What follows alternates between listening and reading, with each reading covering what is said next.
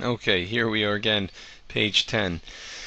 Number 18. Find the domain of this crazy looking function. We have a rational function with a square root in the bottom. So we have to dissect this a little bit. We have to figure out what makes the function work. The numerator is absolutely fine. It's a linear equation, no restrictions there. But the denominator has a radical in it. So the first thing you've got to take note of is the denominator can never equal 0 in a rational function, and also square root can never have its what's under the square root can never be negative. So what we're going to do is we're going to solve for the case, if we can solve for this case, where x squared plus x minus 2. Let's solve for when that is greater than or equal, well, just greater than 0, because that will satisfy what we need for this equation to work. The bottom cannot equal 0, and it can't be negative. So by setting x squared plus x minus 2 equal or greater than or equal to 0, greater than 0, we satisfy those conditions for the problem. This is where math gets a little tricky, because you have to, it's not a problem where you can just follow a set of rules for a certain equation. You actually have to look at the function and interpret what's going on. And this is where we hope that our students transition from pre-calc to AP Calc, and you start thinking about what you're actually doing versus just going through a set of procedures. So again, in this case, since we cannot divide by 0, we're considering that case. And in a square root, since you can't have a negative under the radical, we're going to consider that all at the same time in constructing an inequality. Another way to identify this domain also would be to take this polynomial and use your graphing calculator and graph it and see when the polynomial is above the x-axis. So that's another option, but I'm going to do this algebraically. So when we factor this,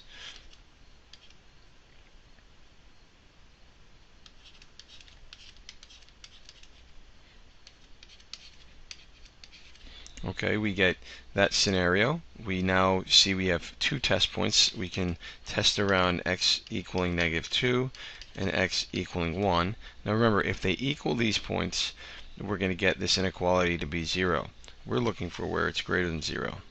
So we're going to put these two test points on the number line. I'm just going to mark a 0 above to let me know what that function would equal. And I'm going to use test points. I'll use a -3. I'll use a 0, and I'll use 2 as my testing values. So when I test with those values, I put negative. So here I have, I'll just make a little table so you can see this easier. If x equals this is what we're testing.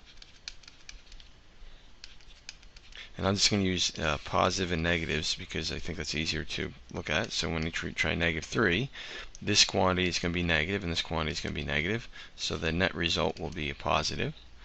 When we plug in 0 and put it into the first term, I get positive. Then the next term I get negative, so that yields a negative. And when I put in a test point of 2, I get positive and I get positive. That gives me a positive. Now remember, our goal was to find the regions where we were greater than 0. So we have two regions on the number line. We have the first region from -infinity to -2, open brackets, and from 1 to infinity, open brackets. And that would be our solution for the domain for that problem.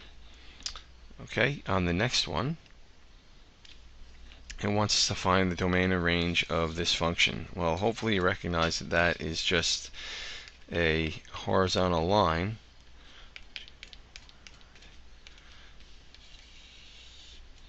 at y equals 7. So the domain is all reals, and the range is just equal to 7.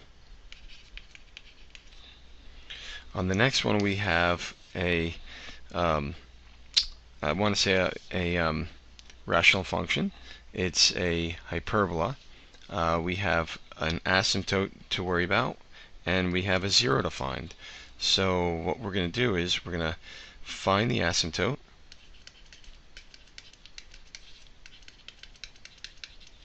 and we're going to find the 0.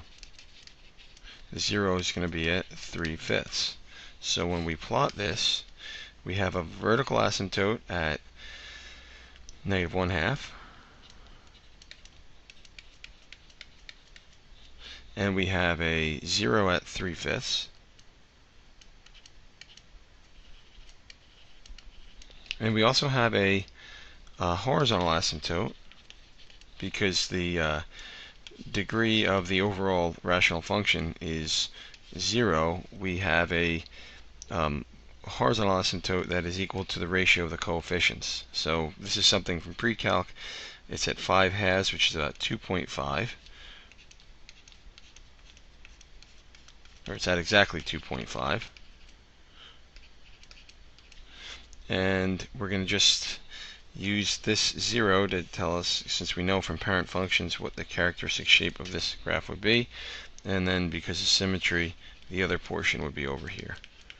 So this would be the graph of the function. Now our domain and range statement is, the domain is all reals except x cannot equal -1/2, because that was where we had our asymptote. And the range is all real numbers. You can see here it's going to go from 5/2, a value of 5/2 all the way up to infinity, and a value of 5/2 all the way down to infinity. So the range is basically y cannot equal 5/2. Or your interval notation, you can say